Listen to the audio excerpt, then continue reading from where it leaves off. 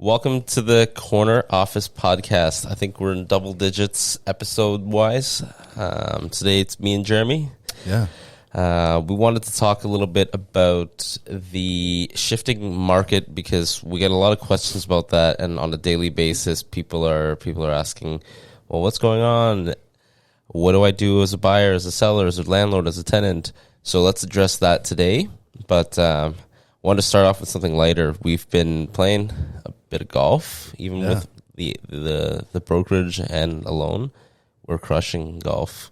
Yeah, I think that's one of the best things that's happened since joining this brokerage. There's probably been like 4 golf events.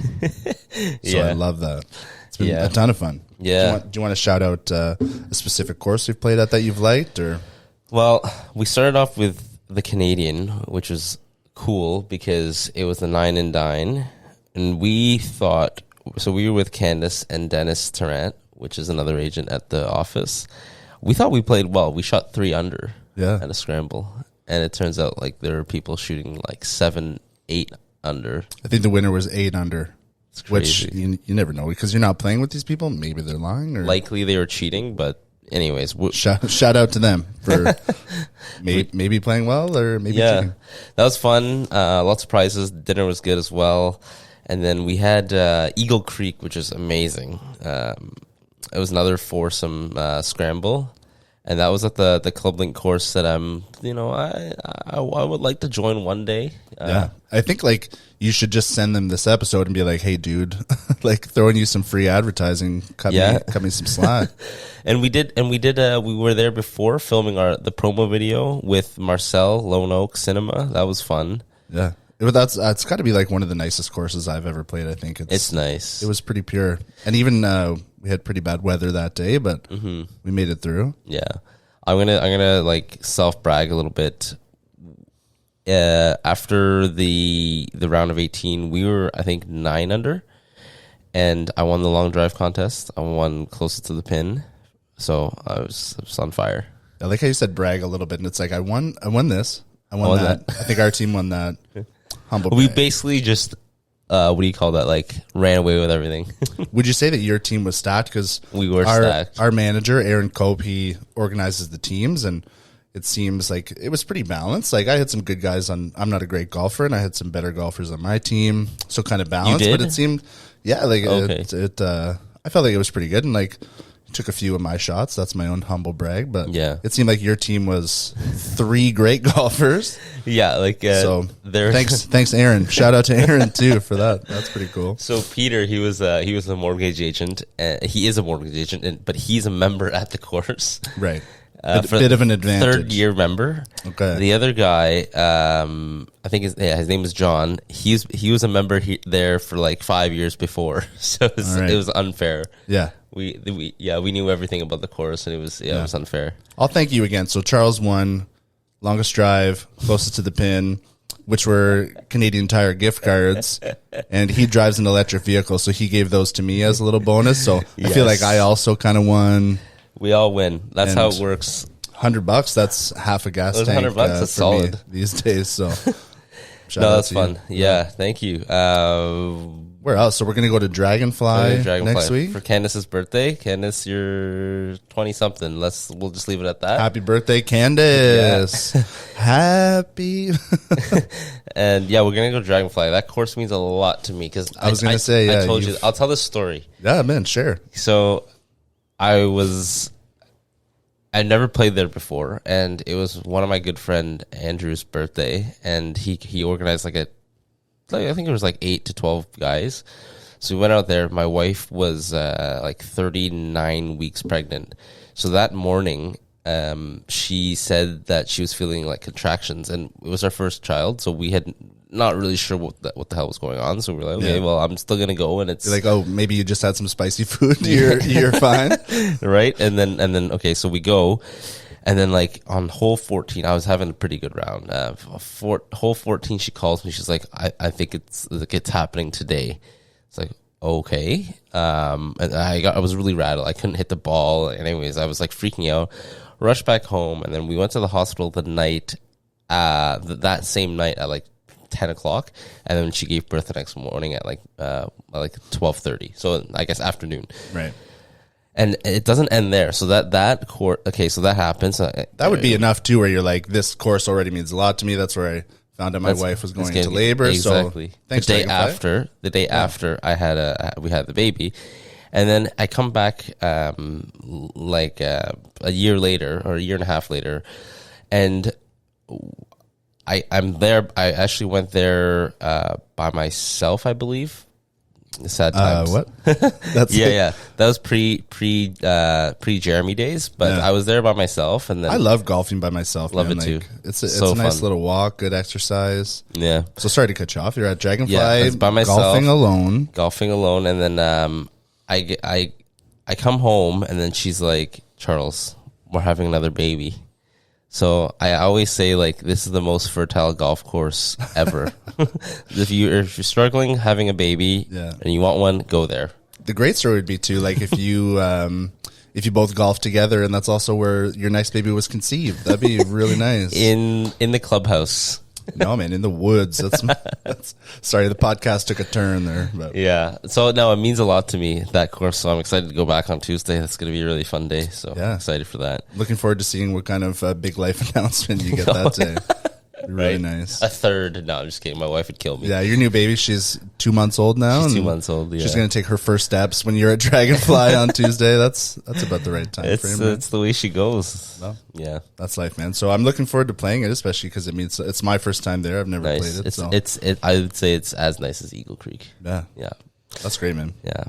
All right, so I guess let's get into the reason we're here. So, changing market. I think, in my opinion, it's been like 3 months of this, 3 months of the market cooling down, less crazy buyers jumping all over the place. Yeah. Sellers have high expectations, but the offers that they're getting are not reaching that amount. Yeah. Have you noticed that as well? Like, how long? I mean, of course you've noticed that, but how long has it been, you think? It's tough too. Like, I think you're right about the 3 months, because we did see a bit of a peak like February, March. Yeah. And we're into July now, and it's becoming really challenging to, like, sellers are still expecting yesterday or February's prices. Yeah. And coming into July, it's just not happening. So it's been more and more challenging as you've seen to kind of work with your sellers to gauge their expectations for what's happening. And like that's got to be the toughest part, right? I'm sure you've seen. That is, because they see a neighbor that sold a month ago for, we're going to just say $750, and then now the market's dictating we can't even get $7 for that very similar unit on the, let's say, even the same street at times, right? Yeah. So it's a bit tricky. It's a transition period, and it's going to take a little bit of time for sellers to kind of get off their high horse and understand that it's going to turn into a little bit more balanced market. Buyers feel like they have a bit more opportunity, but then that leads to, like, it leads to them being more timid. I find, like, any buyer that I've seen and worked with, they feel like, why offer now? Why offer a good price now, at least? Or if I can just wait, and all the media is telling me that prices are going to keep coming down. So, you know, why? Even for me personally, if I was going to buy right now, I would just hold off. If I can get a killer deal, then maybe.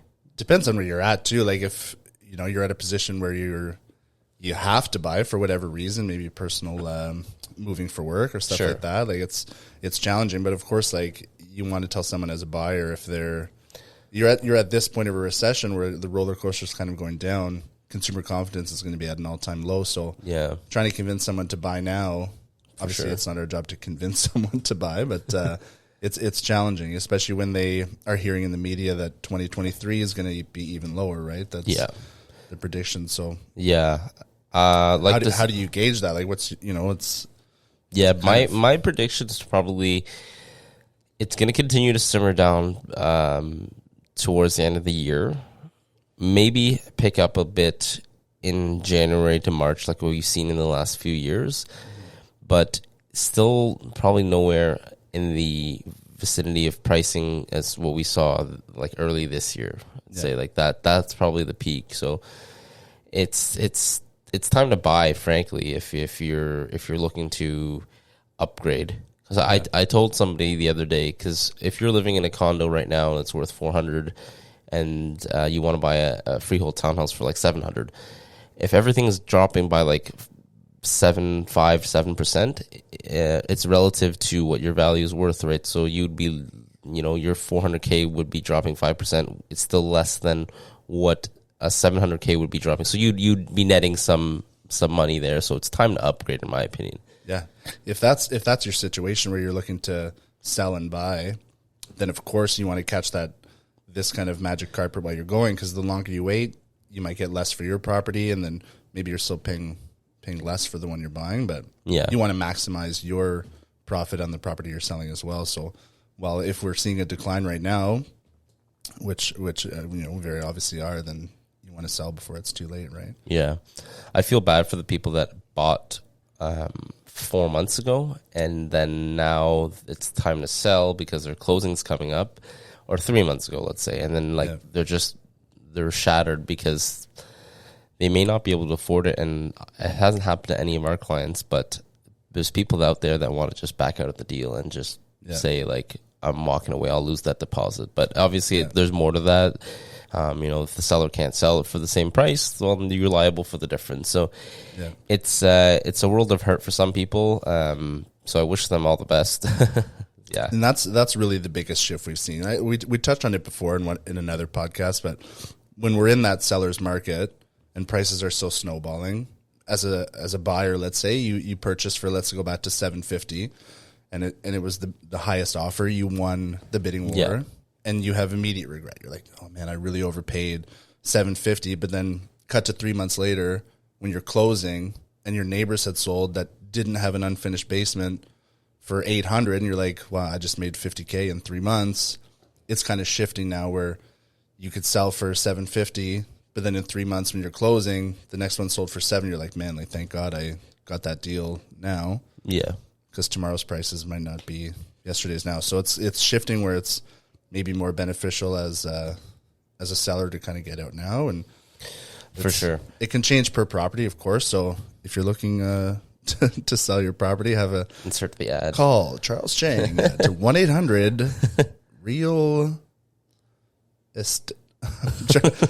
I don't know. We had recently a few listings that, they saw prices that their neighbors were selling for before. They saw prices that they were getting on their property in terms of offers. It's time for sellers to either play the long game, which is if you're unhappy with the prices that you're getting now, just hold it. I know it's not realistic for everyone, so there's two options. Play the long game, hold it, rent it, or you got to just cut ties and say, you know what, I've made good, everything's relative. So if you sold in 2019, well, now, like, you wouldn't have seen any of this money. So think about positive. Think of it in a positive way, is what I meant, and just, not to be mean, but cut your ties and take your profits and move on. Yeah, because it's still, let's say you've had someone who was looking kind of long term to sell, and you had a conversation with them spring of last year. If you did, like a CMA for them then, whatever that would have sold for, let's say spring of last year versus where we're at now, it's probably still relative. Like maybe it kind of roller coaster like that, but it's about that same. So waiting that year, you're kind of in that same price now. So you haven't really lost money. Yeah. When you think of it that way. No. What do you think about the buyer pool right now? What's your outlook on that? It's tough. And I think that's kind of where we have to re-strategize on the listing side, because it's been for the past 2 years, market the property at a really low price. So people are still kind of saying like that. Let's say you're still trying to price low, and that's been our whole strategy. And it's the list price has really just been a marketing tool, right? So, for sure. So now where you're listing, you can't really list low and get a bidding war because the pool of buyers is less. Mm-hmm. So you don't have 50 showings in 2 weeks and then 20 offers, because you're getting less showings, less people are coming to see the property, and that's also because there's more inventory, right? So I'm sure you've seen that too. So we can talk about how more inventory obviously really like shrinks that buyer pool for your specific property. Yeah. So I see there's been telling people and looking on my own, there's been about 200 listings, 200 to 250 listings a day on weekdays. So over the last month I've been watching, and it's pretty much every day that amount. And I think we're up to about 2 months of inventory. Yeah. We used to be less than a month of inventory, which if for anybody who's listening who doesn't know what that means that it would take 1 month to sell every single property on the market. And now it would take 2 months to sell every single property. And it's trending towards it's going to take 3 months soon. Right. So regarding back to your like pricing strategy. So typically we've seen price it really low, bring us a preemptive offer, which is great, or price it really low, no conveyance, so let's just see what happens on offer day. Mm-hmm. But now we get people doing just price it at what they want, and then that's it. And I've seen other people, not as often, but they price it really low for a bidding war, like really low, yeah, and not hold offers. Which would be so really low comparatively, would you think, if we're still using that $750K? So price it at like $599, right? Not holding offers, and you'll send them an offer at asking price, and they'll be like, "No, actually, we want $750." Yeah, and it's like, where's the rationale for that? Yeah, people are only paying $750 because there's 10 other people that want it. Yeah. Now there's nobody else that wants it. Who's going to jump the gun and pay $750, right? Yeah. And it's like, I find that that's just a waste of everyone's time. I think if you're holding offers, it's okay because you're holding offers, you're hoping for more. But if you're openly saying that that's what you want, and then expect a lot more than that, it's just a headache for everyone. Yeah. Especially like if you're pricing at market value and you're getting 0 showings, or let's say, your strategy is to price $25K above market value, and you think, okay, even if we get something below asking, that's still our ideal price. But then you're pricing too high and you're getting 0 showings. It completely backfires, right? Yeah, I would say right now price it a little bit, probably moving forward, price it a little bit under market value, and let's get it sold in a reasonable amount of time. And this is not just for our benefit, for the seller's benefit, because how do we stand out, right? We had no issues with standing out in 2 years ago or a year ago or even 5 months ago, right? You just throw it on the market with any photos, doesn't matter. It's gone in a few days. Just iPhone photos. iPhone photo, yeah, exactly. You edit in Instagram with a specific filter. Yeah, I film the videos myself on my phone, and that's the YouTube video. No, I'm just kidding. But 100%. There's you got to stand out. Either you offer a really unique home and product, or you price it a little bit on the aggressive side. And there's the opportunity to maybe hope for multiple offers. Yeah. Yeah. Here's an interesting question I just thought of is like, let's say the peak of this whole seller's market, every single agent in the city would want to list your property. Like 100%. It's the easiest job in the world. Like for sure, I'll pay a couple $100 to take photos. I'll put it on MLS. Yeah. It sells itself. Yeah. And so now that it's transitioning where it's, let's say, maybe not, of course you want to take that listing, but do you think that people have to maybe offer more or less than they would have, like, as far as like additional offers? So let's say a year ago, it's like, okay, well, I want your listing. I'll offer staging. I'll do drone videos. I'll do all of this. I'll pay for a cleaner. I'll pay for your movers. And that's how you really want to get that listing. Do you think it's kind of shifting now where we kind of, I don't know. My question is like, do you think now we need to work harder to get those listings, or do you think people are the sellers have like they can pick and choose a bit more? Like, what do you think's happening with that? I haven't had that issue. Like, I find that winning a listing or getting somebody on board hasn't been any more difficult. I think I just need to set realistic expectations for people. Mm-hmm. And unfortunately, some agents don't do that. They just tell the clients, I'll get you whatever you want for it. And then they get the listing, obviously. And I've lost out on listings because I'm more real. I'm say, like, let's be honest here. Market has changed. You're not getting what your neighbor sold for 3 months ago. So some people don't like that. And then, we lose out, and that's okay. But I don't want to waste their time and give them false hope, right? So I've seen some people tell you, okay, you're going to get 750, and then you sign the listing documents. Oh, we're preparing for staging now. Oh, and actually, the market's dropping. Just expect like 720 now. Oh, by the time you go live, oh, you know what? Probably high 600s, low 700s now.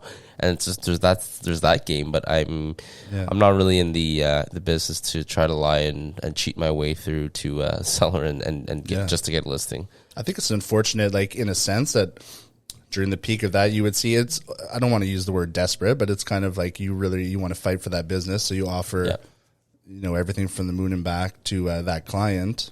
And even in that sense that you just mentioned, where it'd be like, for sure, we'll get 800,000 for that 750, like no problem. But then if you guarantee that to your seller and you put their expectations too high, you're just going to disappoint. And in the long run, that just looks bad on you, right? So yeah, I don't want to fail listing. Yeah. And, if it happens to everyone, but I've seen some agents, they guarantee a price. So like back to 750. If I don't get you 750, you don't pay my commission. Right. So it's crazy. Especially, if you're looking at, 5% total commission, that's a big chunk of change to to lose out on, right? But I mean, I guess they take that listing so they can get more leads, get their sign up and keep their ball rolling, which is fine. But it's a lot of pressure. I love the pressure in this position, but I think that's a little bit too risque. Yeah, for sure. I've never really seen that, and I think that would be like pretty insane to be like, if we don't hit this price, I'm going to knock off my 2.5% commission. And even if it sells for 730, then that's still like kind of the same net for the seller. Yes. So what they do is, exactly. So what they do is I'll only get the commission that you net you sell for 750. Right. So if they make $800 on commission, that's it. If it's 5,000, that's 5,000. So right. Yeah, it's a way to win a listing, I guess. Yeah. Have you ever done like kind of a commission strat where like if it sells for 100% of the list price, it's 2.5, and if it sells for 110%, I'm getting 2.75. Have you ever seen that? I've never seen that. I like to give my sellers a peace of mind. Like, I'm not here to make all the money in the world. I'm not a greedy agent by any means. Like, if we double in it, you're not paying the full thing here, right? Like, so I've never come across it, and I've never done it. I think it's a cool strategy in that sense, but only if it works the opposite way in the seller's benefit, where if it sells for 90% of list price, you get less. That kind of thing. Like, it kind of works both ways, and I think that's cool to implement. I guess would be trickier now, where we're kind of seeing prices decline, and of course, it's a lot more. You really need to be confident in your list price, and that sense, where you're not going to be overpricing, and then it sells for 75%, and you just forfeit your whole commission. And right now, there's a whole bunch of listings that are just sitting on the market. And, people are spinning their tires, don't know what to do. So I think you gotta, if you're going to come on the market, you got to do your homework, be prepared in terms of getting the property up to par. No, more than par, right? Better than the rest. And you need to have a great product. And in this like market where it's completely consumer driven, you need to make sure that you're selling the best product, right? Because if you have a subpar product, someone else is going to have something better, right? Yeah.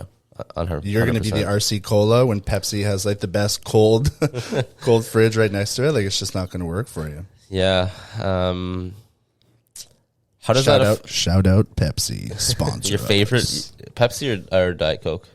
Diet Pepsi, man. Diet Pepsi? Diet Pepsi. It's the taste of a new generation. Is that actually the ad? Just like total sellout. I think that was like a 90s. That'd be the thing where you find out like I'm just a total sellout. Like, just have like a Reebok hat, just like Wayne's World, and just like, yo, this guy's like getting some side money on the podcast, man. I love it, man. If you can't get us a sponsor, that'd be great. Yeah, we'll reach out. Well, this is kind of our open invitation for anyone that listens. We're sellouts, man. Like, send me an offer. We'll see. I'll wear whatever on the pod. Do we want to tie that up? So I think we covered quite a bit that we wanted to talk about, and we're not a stats driven podcast. We just kind of talk about the grand scheme of what's going on, and just give like an overview, because I say this a lot to people, and if I put it on the record, then people have something to refer to. And this is July 2022. This is what's happening. Hopefully, things turn around a little bit in the end of the year. But my real outlook is that it's going to be, you got to be in the long game here. So at least another year, I would say, if interest rates keep rising. I wanted to talk, about how this affects the rental market. What's your view on that? Yeah, especially in a sense where interest rates are getting much higher and let's say pricing people out. Obviously, you're going to see those people that do need to move are going to get into the rental market. And we've been pretty fortunate in Ottawa where there's a lot of investment properties. So the inventory for rentals is high. Yeah. So at least like we have that inventory for people that are looking to rent. But of course, you're going to see more people looking to be tenants and rent properties, right? Like just this week, doing like 3 or 5 rentals this week. It's been relatively okay. I've seen a lot drier markets for tenants. Like for our landlords, we've secured pretty good tenants in a reasonable amount of time. So I think it actually this scared buyer thing is positively affecting the rental market for landlords, right?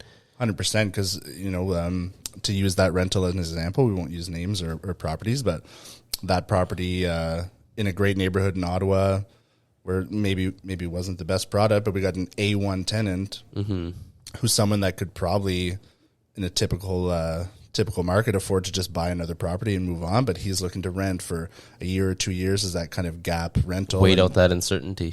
Yeah. And that's what's anytime there's uncertainty, it leads to people being timid in the real estate market. Not too sure about investment markets, but for sure the real estate market. Anytime there's any unknowns, and media has huge influence in what people want to do, right? Everyone's so scared, and that's just the way it is for now. What about the cost of rent? So like in Ontario, it's been 2021, you couldn't increase rent, correct? Because of COVID. They put a freeze on that to give people a break. Yeah. 2022, you could raise 1.2. And now as of next year for 2023, in Ontario, a landlord can raise the rent 2.5%. That's a huge jump. Huge. So with that, like, are we going to see crazy surges of rent prices? What do you see for the next year for that? I think so. People, right? Interest rates are increasing, so people need to break even for landlords. Yeah. So I do see that, rents are going to increase. So if you're a landlord right now, I would say hold on to your properties. Don't sell them low because you're going to get more rent and just wait. It's cyclical. So let's ride it out and then sell later. Yeah. That's my opinion on that. For sure. I totally agree. And seeing that, like you said, they need to cover their costs. And 2.5% doesn't really keep you on par with inflation, but it helps, right? As a landlord, it's going to help with your costs a ton. And hopefully wages kind of help out with. Yeah. Oh, that's a timer. All right. So let's do a great song. Let's take a little 2-second breather, grab a coffee, and we'll come back. Yeah. Okay. So welcome back. I think we touched mostly what we wanted to say about the shifting market. And obviously, if you have questions and whatnot, feel free to shoot us a message. Not trying to advertise or anything, but I understand that it is confusing. Every day it's changing. So we might do another one of these in a couple weeks just to update everyone and see how things are going. But I guess let's chat about some more lighter stuff. I wanted to tell you this story. So the Red Blacks episode is coming on in a couple weeks, but how I met Darvin, Darvin Adams is one of the Red Blacks players, is he was looking for a place in Ottawa. He just signed with the Red Blacks a month ago, and honestly, he was like, "Hey, I'm looking for a place. My name is Darvin. I play for the Red Blacks." Literally, the next message was, "Great. Do you want to come on the podcast?" It wasn't even real estate. So, anyways, super nice guy. Yeah, sure, dude. But I still need a place. I need to. No, you can't. I'm not looking for a place for you. we're doing the podcast. But anyways, he was super nice, and he found him a place. He came on the podcast, and then with Sherrod with Baltimore. Sherrod Baltimore. Can't forget that. He's hilarious. I found it. I was mortified. So this is what happened. I got a little bit like starstruck or nervous, whatever you want to call it. I manage the audio of the podcast, and Jordan, who's on some episodes with guests, we'll do a full production and whatnot. So, anyways, he was doing that, and I forgot to press record on the audio. Right. So we could hear ourselves like right now, but I wasn't recording. It's the worst. It was literally the worst thing that could happen, because like even without video, we could do an audio version, but the audio was just not the same. You can't put this out as a podcast. Anyways, long story short, I was literally shaking. I was like, "Fuck!" Like I just wasted their time. Wait, when you realized, were you just kind of like? I looked over to stop it, and I'm like, the light's green. It's not red. Nothing was recording. And then like I was like kind of shaking my boots. They were super chill. Like, you want to just do it again? I'm like, I feel bad, but if you don't mind, that would be really nice, because what was it like restarting? Do you think there was like a lot of gold that was just natural you had in that first? I found actually the second time around was better. Really? First time around they were a little bit stiff. It's like a dress rehearsal. Yeah, they were a little bit stiff, and I was a little bit stiff too. The second time was more free flowing. They had a sense of what I was gonna say, because sometimes I put them on the spot, right? Like, there was zero prep on their end. Like I did my research. I had questions and stuff like that, but they had no idea. Man, like I don't know why I just picture you being like the mom in the water boy, like, so you guys play foosball, and just like having no clue. Like, no, I looked them up. I looked. You researched what football was. Yeah, it's like I think it comes from the United States. Is that right? Yeah. But it was good. I thank them for not being like, hey, we're piecing out right now. And that's tough. Man. Yeah. And thank God, I think you did it at the right time. Like, imagine you did it in the morning before they had other like places to be or something like that, and they were like, dude, we're out of time. We got to go. And I would have been mortified. They said they're gonna bring other people on, so hopefully lose my number, dude. Like, this is brutal.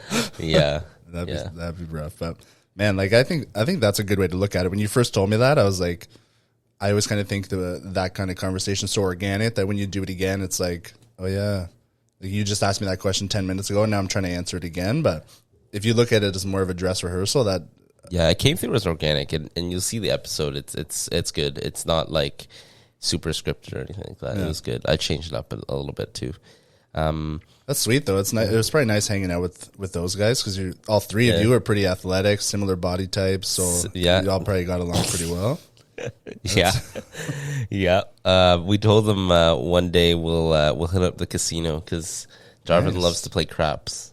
Right. I'm not really a big gambler or anything, but I'll go for a good time. What's your go-to at the casino? Do you have a game you like? Probably You're a slot machine guy? No. Probably blackjack. But I do get intimidated sometimes at the tables, because when you put down, like when you're there and like you're with like degenerate gamblers that like do this for a living. Yeah. They don't have to be degenerate. They can be legitimate, great gamblers. It's kind of a horrible stereotype. Yeah, but I know what you mean. In blackjack is like different. You can't. You can lose all your money for you, but whether you hit the card or stay or whatnot or double down, that affects the next person. They'll be like, "Yo, I wanted that card. Now you just screwed me." So that's a little bit intimidating. But I don't know too many other games like roulette. Roulette's fun. Roulette's fun. I like that. Like, and like I know exactly what you mean with blackjack. And let's say there's one empty chair and you sit down. And then if you make the wrong move, that's not part of the classic like blackjack strategy. Yeah. Like everyone groans and you're like, I'm mortified. I just want to get out of there. So, but at least I think roulette is good, because it's you don't have to you're not relying on anybody else, so they're not relying on you. So do you with roulette, I always just like play my birthday or my nephew's birthday or stuff like that. Like my birthday is October 23rd, so I'll go 10, 23. Oh, you do? Do you do something like that, or no? I always do like black or red. Sometimes I'll do black or red. I'll put a couple numbers down, but it's like random. Yeah, for sure. Some people are super religious about what numbers they put. It's more strategy than you think, right? And I guess like that's how I would just look at it too. Like black or red, it's a coin toss whether you're going to win or lose, but the payouts way bigger if you bet on like an inside bet. Yeah. And my ex and I, we were in Niagara Falls. Nice. And our birthdays were both in October. So we put like 10, 23, and then 31. Her birthday was Halloween. And then 10 hit. And I think our bet was like $10, but then you win like $360 or whatever it is. Or it's awesome. I can't remember. It's a fun time. That was a fun time. Yeah. I love that place, man. Shout out Niagara Falls. Yeah, I love that place Fallsview too. Hotel. Luckily Me is not bad too. Yeah. Oh, it's a great casino, man. Luckily Me's. But once you go to Vegas, man, it's a whole different ball game. You've been? Yeah, I've been twice. Super and then you fun. come back to Lac Leamy and you're like, what is this piss? Like, brutal. Yeah, I've been to Macau too, which is like, if you don't know, it's like the Vegas of Asia. Okay. And like what country is it in? It's technically in China. Okay. It's right beside Hong Kong, and my dad was born in Macau. Wow. The foreign money and whatnot, like their table minimums are like $100 minimum, any like 100 Canadian. Right. It's a lot higher. It's about they make about 10 times the revenue as Vegas in terms of gambling money. Jeez, it's just because everyone's got so much disposable. Yeah, they got a lot of cash. money there, and like they're throwing around thousands at a time. It's not like they're betting. It's not the Bachelorette guys going for $10 a hand. You know, it's this like big money. It's crazy. That's where all these foreign buyers are coming from. They make their money in Macau and then go to Vancouver, Toronto, or now Ottawa. And buy some townhouses that they're going to rent out. That's it, man. I've never been, man, but I'd go. So you go. So when you go with those guys to the casino, I'll go and I'll be at the penny slots, like cheering you guys on. I'm not a big gambler. I'll have a few beers and let's set it up. I would just love. I just like you get me and you getting blackout, and the Redbacks players are just trying to have a good time. We're like, oh my god, man. Yeah, they said they get recognized a lot actually, because Ottawa's not that big, right? So I like they stick out a little bit. Like the demographics here is a little bit different than like in the States or even in Toronto, right? So the city loves professional sports, and it's the second or the biggest team in the city. So of course, like people get recognized. The players. So shout out to them too. They gave us tickets to go to the game last week against BC. That was fun. That was a good time. That was fun. Yeah, Darvin had 5 receptions, 95 yards. Sherrod had a couple good defensive plays, and it's a good time overall. And we had a couple nachos, and I was like, the game was cool, but I think I had some nachos and poutine. Yeah. So the Blues Fest coming up. You're going to any shows there? Yeah, but usually, like, I love Blues Fest. It's like my favorite time of the year, and I do like to get a full festival pass kind of thing. But this year is just not in the cards. So I'm going to go Wednesday. Okay. See Alexis on Fire. Oh, is Alexis on Fire and Sum 41? Sum 41, and a band called Millencolin. Which don't know them. If you ever played Tony Hawk's Pro Skater, they had a song on there. So a good skate punk band from the 90s. Nice. Sum 41 best. Nostalgic would be In Too Deep for me. Really? I'm a later. You fat lip. You're a heavy guy, like music wise. Yeah. Whoa. And I'm like soft, mellow love song guy. Really? Yeah. Yeah, well, that's not really what In Too Deep is for them, but I get what you're saying. But that's their like ballad almost, right? It's like I'm obsessed, man. Like I was a skater like as a teenager, so like all that like pop punk, like Blink-182, Sum 41, it really spoke to me. Me too. So, I loved that stuff before. Yeah. Did you skateboard ever? Yeah, I was an emo kid for like a couple of years. Nice, I could see it. Yeah, I could see it. Yeah, like I was pretty into skateboarding, man. Like I worked at a skate park. I worked for the city. I did like a skateboarding program at the Heron Community Center. So I used to get paid to skateboard. That's as a really teenager, cool, so man. That's my claim to being an athlete. Nice, really. If I had the opportunity, I would go to Luke Combs, but I'm not sure if with the 2 kids and whatnot. Luke Combs would be nice. Who else is headlining? Alanis Morissette, I think, is Sunday, so that'd be a lot of feminine rage in the crowd, which is a good place to pick up. Yeah, okay. Who else is going to be there? And like that's about it for me. Like I couldn't really Rage Against the Machine. I think is like huge. The only other big headliner. See, that's a little bit like I liked a couple songs, but it's a bit on the heavier side for me. So I'd probably stick to Luke Combs, man. Yeah, Luke Bryan is coming too. To Blues Fest? Yeah, really. Bryan. He's no Luke Combs, but he's Yeah, he's all right. It's shifted a lot, in the 30 plus years they've been, or is it 30 total? I don't know. But however long they've been doing Blues Fest, obviously started as a blues festival, and now it was a couple of years where it was a lot of EDM artists and more heavy rock and pop. It's a good blend now, and you see a couple country music headliners, and I love it. It's really just the premier music festival in Ottawa. That's what makes me want to live like closer to downtown. It's such a mission to get there, park, and like. I used to live at Booth and Primrose, which is a block up from Albert, so you could really nice. You could hear the festival from there, which is a lot of fun. Sweet, man. I love it, man. If you were to start a band today, let's say, what would you play and what kind of music?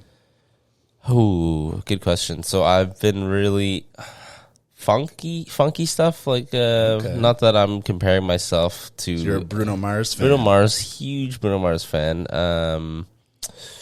What am I? Yeah, Bruno Mars, or like just like country. I would do country. Okay, right yeah, country. Went this way and then boom. Yeah, country is awesome because it's like love the vibe, love the summer. Like it's all about summer. Trucks, a beer, and you're gonna be that token like top 40 country guy, like yeah. And you're gonna be sponsored by either Coors or Bud Light or White Claws, one of the two, one of the three. Yeah, but I don't actually drink any of that, which leads me to the next point. You were gonna ask, what would you do if like we had the opportunity to like do like a side hustle kind of thing? So let's say the band wasn't working out for you as your side hustle. And let's just say 2 years down the line, the team's running itself. You have so much free time. You don't have to work that hard, but you have the opportunity to invest in like a side business. My question was, what would you do as that side business? Do you want to? I would do definitely a craft brewery. If you know me at all, I like to drink craft beer, namely IPAs and double IPAs. Okay. So if anybody's looking to buy me a gift for helping you find a house or sell, just get me a 6-pack of like whatever craft brewery IPAs.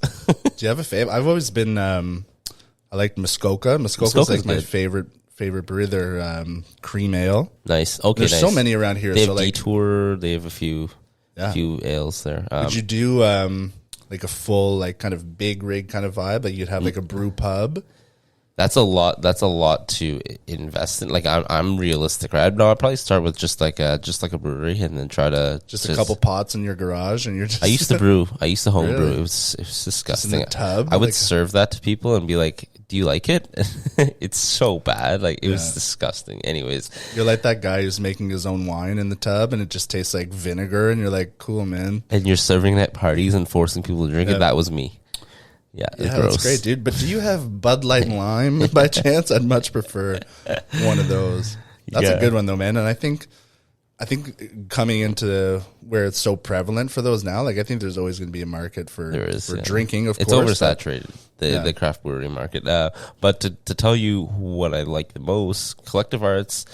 And Flying Monkey's probably my top three. Top two. Amsterdam Brewery is pretty good. They're out of Toronto. Yeah. And Bellwoods Brewery. They're in Toronto as well. Awesome breweries. What about Beyond the Pale? I'd say that's they're pretty good. Shout out to local Ottawa. They're pretty good. Yeah. Maybe we can get them on the podcast. Do you know anybody that works there? No. Okay, well, we'll hit them up on IG.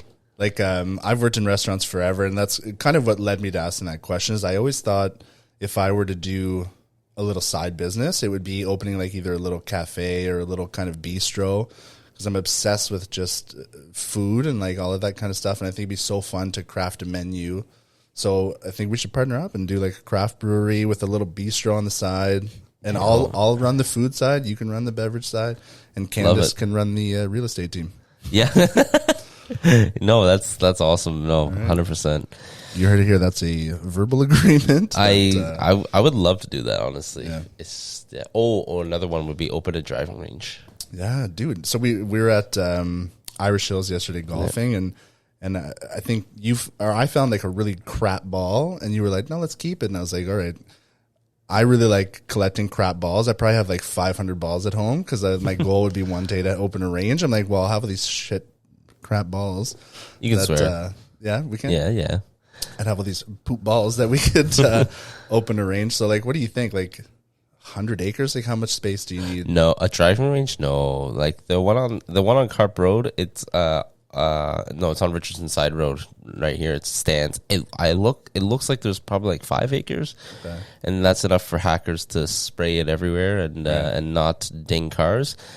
And that would be nice because that's something my dad told me one day. He's like, "Oh, like I'd love to do that, and like it kind of be my retirement plan, so I could just like work there, and then kind of run my own business, give me something to do while he likes golf too." So I would love to one day. I gotta look into that. It's a good 15-year plan in that your daughters will be old enough to work the concessions, and that would be great. We'll hire another guy to drive the picker around. And Yeah. Man, like there's a couple great ranges. And do you think you'd be more like Target Golf is on Bank Street, and they have a couple Targets here and there? Once upon a time they had, or they might still have, it was like a Volkswagen Beetle cop car you could aim at. Really? And they had, not to get too political, but they had a podium with the U.S.'s last ex-president standing at the podium you could aim at. So would you rather have realistic greens you can aim at? Like realistic greens, like not gimmicky shit, like realistic greens, a head pro there that you could take lessons with. And like maybe a mini putt for the kids so that and then like also everyone's having fun. A nice little bistro off to the side, serving food, and a craft brewery attached, and a real estate office on the other side. Yeah. So after you're done playing golf, you gotta buy your house, you eat. Onto something, man. Full just service, a one-stop shop. It's anything I like. We'll work on the name over the next couple hours. And we'll come right back and talk about that. But I think that's great, man. Yeah. And I was curious about that just as a business thing. And I think that's a lot of the focus on this podcast is being entrepreneurial. And it's interesting to see just different ideas of what people have and converting their interests into a profitable business. I think that's really interesting. Yeah, like the goal when I wanted to start something like this podcast was that if I can inspire somebody or motivate somebody to just try something new, like get out of your comfort zone and do something, whether it's personal or business in your career that can advance you. That's the ultimate, the dream of this podcast, in my opinion. Yeah. So I agree, man. I think that's really cool. So if hopefully this is motivation enough to spark that in some people. Yep. You know what, man, you should make that fashion clothing line in your garage and start doing that. So good luck to you. All right. So let's wrap it up then. We got some showings. We got some other stuff to do today. So you gotta go. All right. Thank you so much for listening. Yeah, this has been another episode of Corner Office. Also, podcast. Shout out to being the first episode actually in the Corner Office. I think. Yes. Oh, yes. Cool. This is the reason for this the name of the podcast. So yeah. All right. Well, I hope to do more in the office because this was a nice vibe. Okay. I like it. All right. All right. Bye. Bye guys.